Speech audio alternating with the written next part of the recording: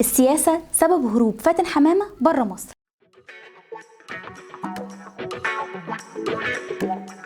أهلا بيكم، أنا حبيبة مصطفى في سر جديد من أسرار أبيض. النهاردة هنتكلم عن واحدة من أهم نجمات السينما المصرية والعربية، هي سيدة الشاشة العربية فاتن حمامة. كلنا نعرف أعمالها العظيمة، لكن النهاردة هنتكلم عن أسرار في حياتها محدش يعرف عنها حاجة. فاتن حمامة اتولدت سنة 1931 في المنصورة، وأول ظهور ليها كان على الشاشة وهي طفلة صغيرة في فيلم يوم سعيد سنة 1939 جنب محمد عبد الوهاب. موهبتها ظهرت بسرعة جدا، وبعدها بقت واحدة من أشهر النجمات في مصر وهي لسه شاب. من أسرار طفولتها إنها كانت بنت خجولة جدا، وده كان بيخليها تتوتر قدام الكاميرا في بداية. فاتن حمامة اتجوزت المخرج عز الدين ذو الفقار، اللي أخرج ليها مجموعة كبيرة جدا من أنجح أفلامها زي خلود وموعد مع الحياة. الجوازة دي كانت مليانة تحديات كتير جدا، لأن عز الدين كان أكبر منها بسنين كتير، ومع ذلك كانوا فريق ناجح جدا في السينما.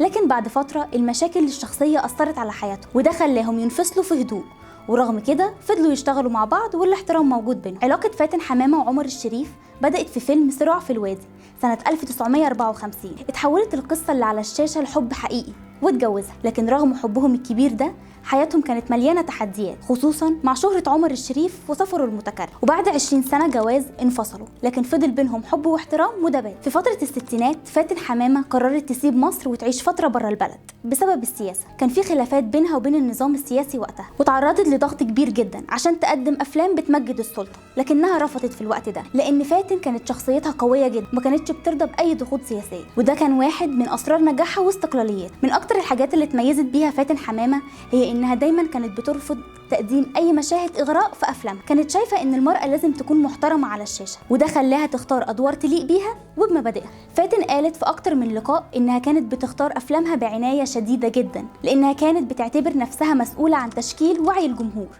وده كان واحد من أسرار استمرار نجاحها لسنين طويلة جدا. بعد فترة طويلة من الغياب فاتن حمامة رجعت للتمثيل في التسعينات بفيلم أرض الأحلام، واللي كان واحد من أنجح الأفلام، والجمهور استقبل عودتها بحب كبير جدا. الفيلم أثبت إن فاتن حمامة دايما ليها مكانة مميزة في قلوب الناس، رغم إنها اختفت عن الأضواء لسنين كتير جدا، لكن اسمها فضل لامع ومرتبط بأفلام السينما المصرية. في النهاية اتوفت فاتن حمامة 17 يناير 2015. فاتن حمامة كانت أكتر من مجرد نجم السينما، كانت رمز للجمال والرقي والاحترام. أسرار حياتها بتورينا قد إيه إنها كانت شخصية قوية ومستقلة، وده خلاها تفضل نجمة لحد النهاردة. وبكده نكون وصلنا لنهاية حلقتنا. ما تنسوش تعملوا لايك وسبسكرايب، وقولوا لنا في الكومنتس عايزين نتكلم عن مين الحلقة الجاية.